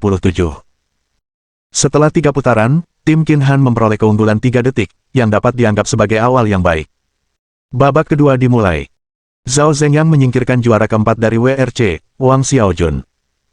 Meskipun Qin Han unggul 3 detik di ronde pertama, terdapat kesenjangan teknik yang sangat jauh antara Gao Zongyuan dan Wang Xiaojun, dan kekuatan mereka sangat berbeda. Mereka sama sekali tidak berada di level yang sama. Saat kedua mobil mencapai putaran ketiga, Li Chuan dan Huang Wanqi, yang ikut dalam sprint ketiga, mengendarai mobil ke ruang tunggu. Cantik, dilihat dari suara mobilmu, pasti sudah dimodifikasi. Mau tambahkan aku di WeChat? Nanti aku ajari kamu cara mengemudi. Li Chuan mengencangkan sabuk pengamannya dan tidak berkata apa-apa. Ia menatap lurus ke depan, tampak serius saat menjalani operasi. Cek, cek, cek. Sayang sekali. Type R secantik ini akan menjadi milik kita nanti, kata Huang Wanqi. Tapi kalau kamu mau ikut denganku malam ini, aku bisa memohon kepada Zhao Zhengyang dan mengembalikan mobil ini kepadamu. Saya kepala ahli bedah rumah sakit Huasan. Saya bisa memotong-motongmu 100 kali sambil membuatnya tampak seperti luka ringan. Kalau kau tidak percaya, kau bisa mencobanya. Seketika, Huang Wanqi merasakan hembusan angin dingin bertiup melewatinya, dan tanpa sadar ia menegangkan kakinya. Sangat cepat, babak kedua berakhir. Setelah berlari 3 putaran, Gao Zongyuan telah membiarkan pihak lain memperoleh keunggulan 5 detik atasnya. Kesenjangan antara keduanya sangat besar. Pada saat inilah mobil Li Chuan dan Huang Wanqi mulai melaju satu demi satu. Gelombang suara yang memacu adrenalin membuat semua orang yang hadir bersemangat. Astaga, Type R itu keren banget. Dia bahkan bisa mengimbangi Huang Wanqi. Kayaknya nggak ketinggalan deh. Pengemudi wanita itu hebat sekali. Dia bahkan bisa mengimbangi Huang Wanqi. Apa dia benar-benar perempuan? Apa dia tidak terlalu garang menyetirnya? Aku laki-laki, tapi belum pernah menyetir mobil seganas itu sebelumnya. Melihat penampilan Li Chuan yang luar biasa, Qin Han merasa gembira. Lin tua, gadis barumu lumayan bagus. Mobil ini jauh lebih bagus daripada punya Gao tua. Kau sudah mengajarinya banyak hal, kan? Apa gunanya mengajarinya? Dia hanya berbakat. Ya, aku mengerti. Kamu juga harus bersiap. Kita sudah di putaran kedua, jadi kamu akan segera masuk. Jangan terburu-buru, masih ada waktu. Di luar panggung, Zhao Zeng yang berkata, Lin Yi, wanita yang kau bawa cukup hebat.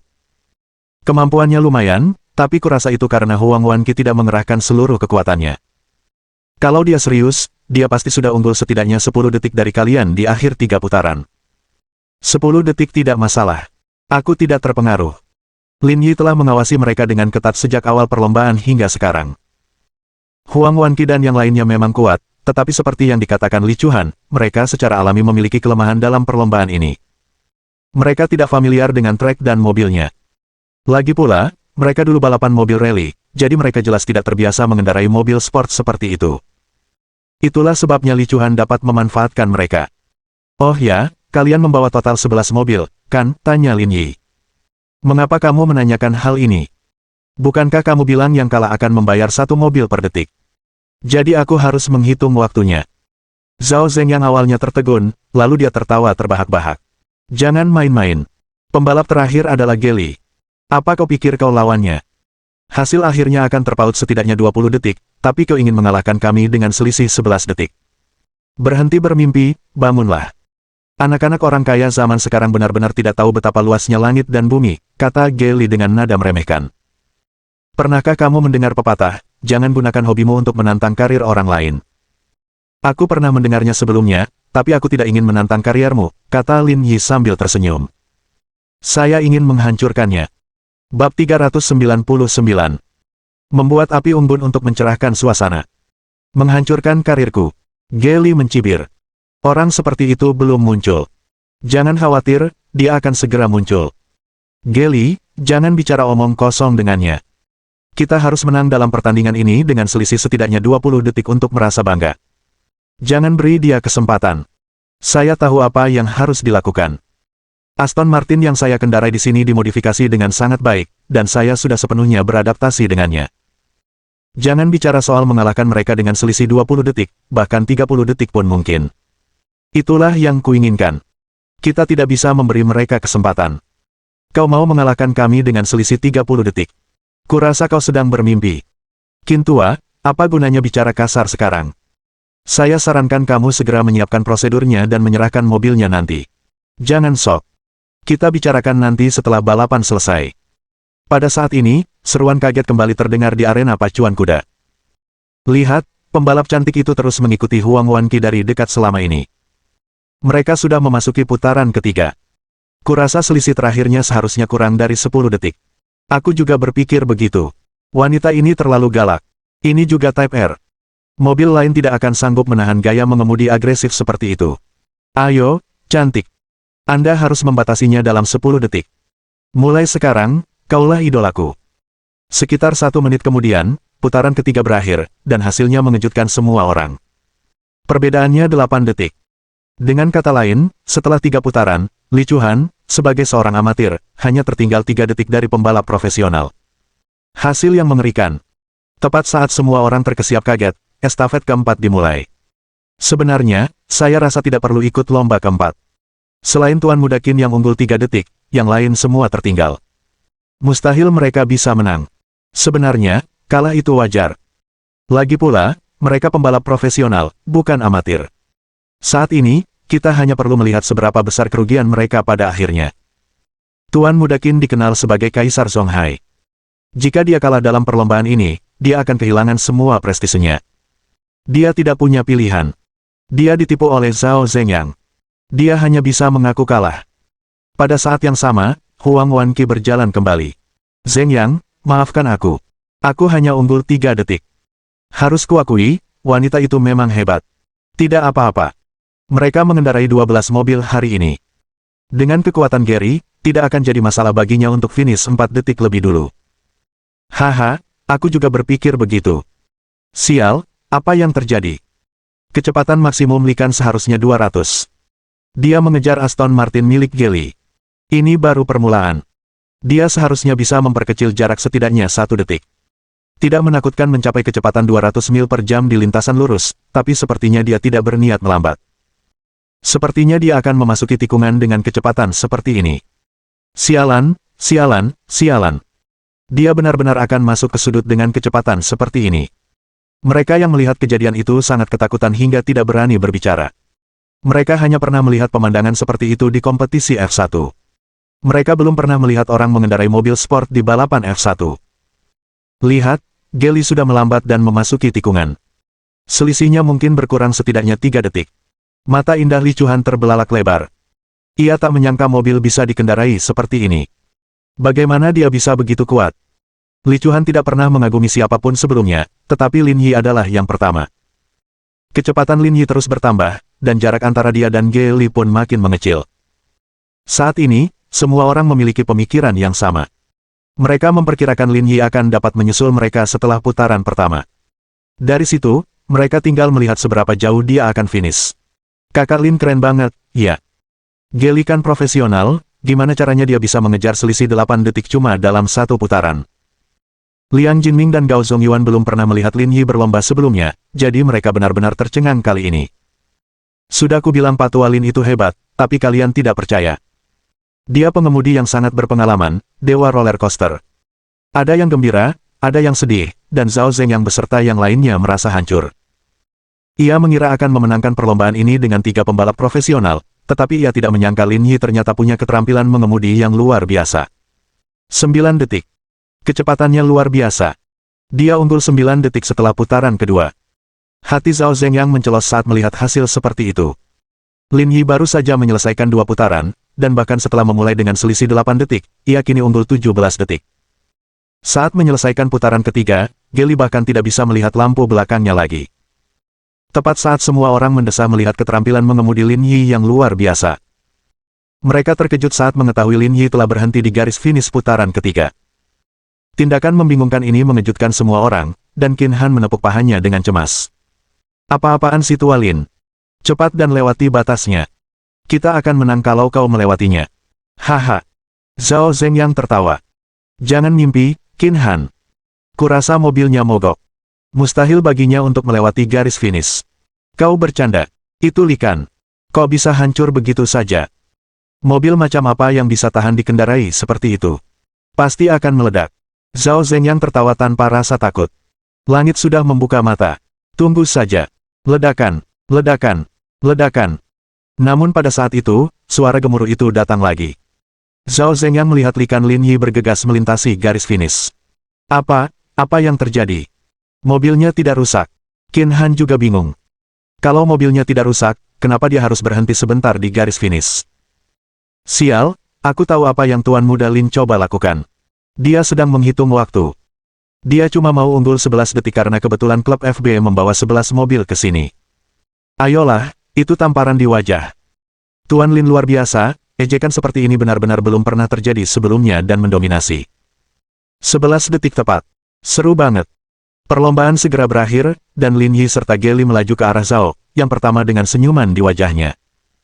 Saya hanya unggul 11 detik dari Anda dan memenangkan semua mobil Anda, yang membuat saya sedikit malu. Para penonton berteriak serempak. Zhao Zeng yang mengepalkan tinjunya erat-erat dan begitu cemas hingga ia memuntahkan seteguk darah. Saudara Zhao, kamu baik-baik saja. Fan Qinan dan Wu Qingyu bergegas mendekat dan membantu Zhao Zeng yang berdiri.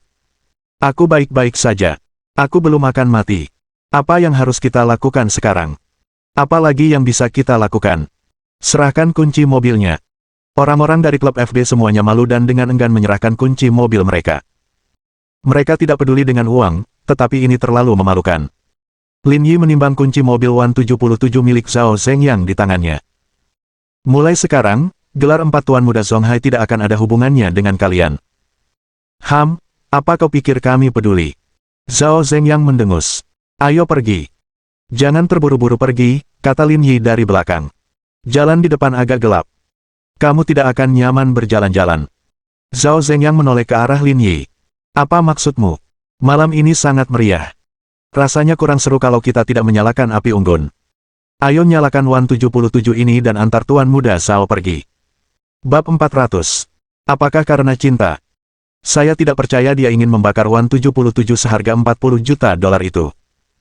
Geng itu terkejut, apalagi kerumunan orang. Qin Han, Liang Jinming, dan Gao Zongyuan semuanya memuji kehebatan Lin Yi. Duan Peng dan Sun Hengtian, yang berdiri tidak terlalu jauh, merasakan kepala mereka berputar. Siapa Lin Yi? Mengapa dia masih menjadi dokter di rumah sakit padahal dia sudah begitu hebat? Apakah dia mencoba merayu Li Chuan? Ayo, kita buat api unggun. Liang Jinming tertawa terbahak-bahak sambil menyalakan Wan 77 baru milik Zhao Zhengyang dengan korek Zippo-nya. Hei, petugas parkir, nyalakan musik yang keras, haha, kata Gao Zongyuan dengan keras. Tak lama kemudian, Wan 77 yang harganya lebih dari 40 juta dolar itu pun terbakar. Petugas yang bertugas di tempat parkir menerima perintah Gao Zongyuan dan menyiarkan daftar lagu sebuah klub malam di radio. Diiringi kobaran api yang membumbung tinggi, seluruh tempat itu benar-benar terbakar. Sial, Tuan Muda Lin hebat sekali. Mobil senilai lebih dari 40 juta dibakar begitu saja. Dia orang nomor satu di Zonghai. Puff. Zhao Zhengyang ingin mengatakan sesuatu untuk memulihkan harga dirinya, tetapi ia tidak bisa. Ia memuntahkan seteguk darah lagi dan pingsan. Bosmu bahkan tidak bisa bersaing. Bos kita baru saja membakar mobil, dan dia sampai muntah darah. Aduh, kalian ini agak lemah. Sial, kita lihat saja apa yang terjadi di masa depan. Fan Qinan mengutuk saat dia pergi bersama Wu Tianyu dan Zhao Zhengyang. Lin tua, aku tahu aku mengulang-ulang ucapanku, tapi kau tetap yang terbaik. Haha, seru sekali. Qin Han tertawa. Saya pikir si idiot Zhao Zhengyang akan jujur pada dirinya sendiri mulai sekarang, kata Liang Jinming. Kamu bilang dia bodoh, jadi aneh kalau dia jujur pada dirinya sendiri. Lin Yi tersenyum. Siapa yang tahu apa yang akan dia lakukan di masa depan? Saudara Lin, kamu tidak salah ketika mengatakan itu. Baiklah, kalian bertiga tetap di sini dan bermain. Aku mau tidur lagi. Qin Han terkekeh. Bagaimana kau bisa tidur nyenyak di malam hari dengan gadis secantik itu? Kita semua berada di pihak yang sama, jadi jangan berpura-pura polos. Lin Yi mengucapkan selamat tinggal dan pergi bersama Li Chuan. Duan Peng dan Sun Hengtian mengikuti dari belakang. Sun Hengtian bertanya, Duan tua, apa yang harus kita lakukan sekarang? Agak tidak realistis bagimu untuk tetap mengejar Direktur Li. Apa gunanya mengejarnya? Sial, ayo minum. Lin Yi tidak jadi naik likan dan menyerahkannya begitu saja kepada Qin Han, melainkan pergi dengan Type R milik Li Chuan. Kirim aku pulang. Aku tidak mau ke rumah sakit, kata Lin Yi. Li Chuan mengirimnya pulang sesuai instruksi Lin Yi. Li Chuan terkejut sejenak ketika melihat paviliun Jiushu yang megah. Latar belakang keluarga Lin Yi lebih baik dari apa yang dibayangkannya. Apakah kamu suka menjadi dokter? Li Chuan bertanya ketika dia melihat rumah Lin Yi. Di mata Li Chuan, Lin Yi memiliki latar belakang keluarga yang begitu baik. Jika dia tidak terlalu mencintai karir ini, dia tidak akan menempuh jalan ini. Lin Yi ragu-ragu sejenak. Aku tidak menyukainya. Aku melakukannya lebih karena menghormati kehidupan. Di mata Lin Yi, profesi dokter memang istimewa. Namun, bukan berarti ia menyukainya. Dalam hal kenikmatan, tidak ada bedanya dengan mengemudi, mengajar, dan menjalankan tugas. Meski begitu, hidup selalu yang terbaik, jadi dia harus memberikan segalanya setiap waktu. Mau masuk? Tanya Lin Yi. Kesembilan villa itu milikku. Kalau kamu nggak mau keluar, pilih satu saja. Aku masih mau jalan-jalan, jadi aku nggak akan pulang, aku jemput kamu besok. Kamu benar-benar ingin menjemputku? Tentu saja. Tidak perlu menjemputku. Aku masih punya mobil di rumah, jadi aku tidak akan merepotkanmu. Baiklah, kalau begitu aku pergi dulu. Lin Yi mengangguk sambil keluar dari mobil dan memperhatikan Li Chuan pergi. Jalanan tampak sepi, dan Civic Type R-nya tampak sangat sepi. Lin Yi berjalan kembali perlahan-lahan, merasa bahwa Li Chuan berbeda dari yang lain. Namun, setelah diamati lebih dekat, setiap perempuan yang ia temui sejak bergabung dengan sistem itu tampak unik. Gaya mereka benar-benar berbeda. Dia bertemu dengan Ji Qingyan yang manis dan bangga saat dia menjalankan Didi. Dia bertemu dengan pecandu internet Sugar saat dia menjadi guru. Dia bertemu dengan Guo Rui yang intelektual dan elegan saat dia sedang menjalankan tugas. Saat menjadi dokter, ia bertemu dengan Li Chuhan yang dingin dan kesepian. Itu cukup untuk membentuk gambaran keindahan masyarakat. Sesampainya di rumah, waktu sudah menunjukkan pukul 12 malam. Setelah mandi, ia bersiap untuk tidur. Dering, dering, dering. Ponsel Lin Yi berdering saat itu. Ternyata Liang Ruoxu yang menelepon. Apakah kamu meneleponku tengah malam untuk pergi ke klub? Apakah menurutmu aku memenuhi syarat untuk melakukan itu dengan statusku? Tanya Liang Ruoxu. Lalu kenapa kau mencariku? Tanya Lin Yi. Apa kau sedang melewati masa-masa sedihmu karena sudah lewat tengah malam? Apa ini benar-benar sepadan? Apakah menurutmu aku seorang gadis muda? Tanya Liang Ruoxu. Di mataku, kamu akan selalu muda. Kamu akan selalu berusia 18 tahun. Gelombang nafsu tiba-tiba hampir mencapai pinggang Liang Ruoxu. Tawa Liang Ruoxu datang dari ujung telepon yang lain. Benar juga. Kamu orang pertama setelah sekian tahun yang merayuku seperti itu. Dengan identitasku, bukankah ini menarik? Sungguh menyenangkan, kata Lin Yi. Kalau suatu hari nanti aku bisa dekat denganmu, aku harus benar-benar menyimpan beberapa pil penyelamat hati. Pil penyelamat jantung tidak akan berhasil. Kau butuh rompi anti peluru, kata Liang Ruoxu. Rompi anti peluru. Maksudmu? Tanya Lin Yi. Itu ampuh. Bisa menangkis 200 juta peluru sekaligus. Kau benar-benar brengsek, kata Liang Ruoxu. Jangan pergi kerja besok. Aku akan menjemputmu jam 10 pagi dan mengajakmu jalan-jalan. Untuk apa? Ada sejumlah obat impor yang siap masuk ke Zonghai. Saya sudah mengajukannya langsung ke pihak berwenang. Kami tidak akan melalui proses tender. Kami akan melakukan wawancara tatap muka, kata Liang Ruoxu. Masalah ini sangat penting. Aku tidak akan merasa tenang tanpa orang yang bijaksana di sisiku. Apa kau perlu menangani hal semacam ini sendiri? Itu hanya membuang-buang bakatmu. Ini adalah obat yang umum diresepkan. Populasi lansia di Zonghai mencapai 38% dari total populasi, dan di antara kelompok demografi ini, 27% di antaranya perlu mengonsumsi obat ini sepanjang tahun. Selain itu, obat ini juga memiliki pasar yang sangat besar di kalangan generasi muda. Liang Ruoxu berhenti sejenak dan berkata, Zonghai baru mengujinya. Jika operasi ini berhasil, mereka akan memperkenalkannya ke provinsi dan kota lain. Dengan pesanan sebesar itu, selisih harga sekecil apapun akan menghasilkan perubahan besar. Beban yang ditanggung masyarakat akan semakin berat. Saya mengerti. Lin Yi telah menyadari pentingnya masalah ini ketika Liang Ruoxu mengucapkan kata-kata, obat yang biasa diresepkan. Sama seperti pasien tekanan darah tinggi yang tidak bisa lepas dari obat tekanan darah sepanjang tahun. Apa yang dikatakan Liang Ruoxu bukanlah sesuatu yang berlebihan. Semakin mahal obatnya, semakin berat beban yang ditanggung pasien. Kau yakin mau memberiku tugas sepenting itu? Aku baru saja menjalani operasi. Aku tidak sehebat yang kau kira. Tapi hanya kaulah yang bisa kupercaya. Kenapa? Apa karena cinta? Penulis sudah melakukan riset. Mobil yang terbakar tidak akan meledak, jadi jangan marahi saya soal ini.